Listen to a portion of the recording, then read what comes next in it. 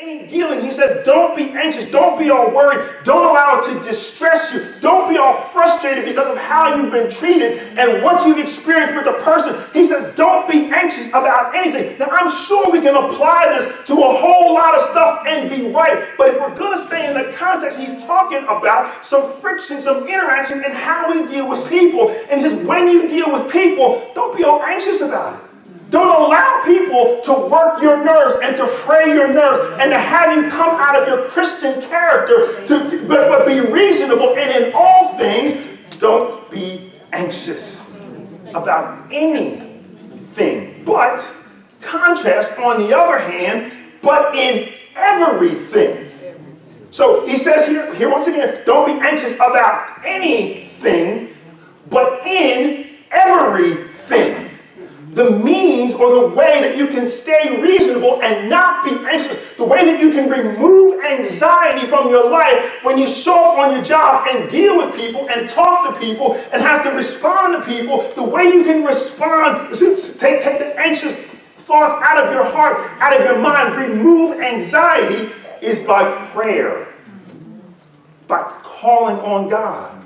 And by supplication. What that means is to add to, is to give. You can ask God, instead of getting mad at Euodia or Syntyche, instead of getting mad at them, do you know that you can ask God?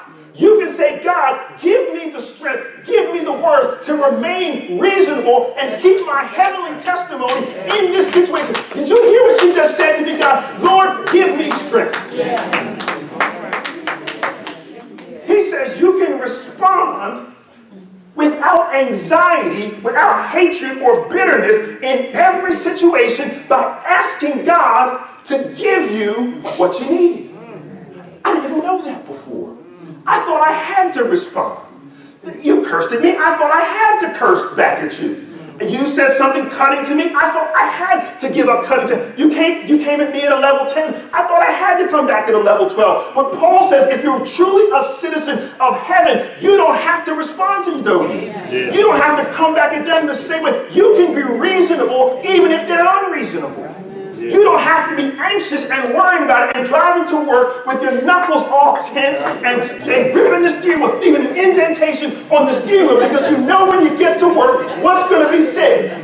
You know what they said on Friday? They had 2 weeks to think about it all weekend long, and here comes Monday morning. And I'm all stressed out, all full of anxiety, all full of worry because of what might be said, and 99% of the time what I found is it's not even ever said. I had a complete argument on my commute to work. This is back in the day. I have a complete argument, a complete defense of how I'm going to respond. When they say this, I'm going to come back with this. And if they do that, I'm going to hit them with this. And I'm going to pull this up. And I'm going to reference this. And I got all this stuff that I'm dragging in, all this anxiety of how I'm going to respond. And they show up and they say, how you doing this morning? I said, oh, I was ready for a fight. Let your reasonableness be known throughout your entire family, throughout your whole social structure. The Lord is at hand.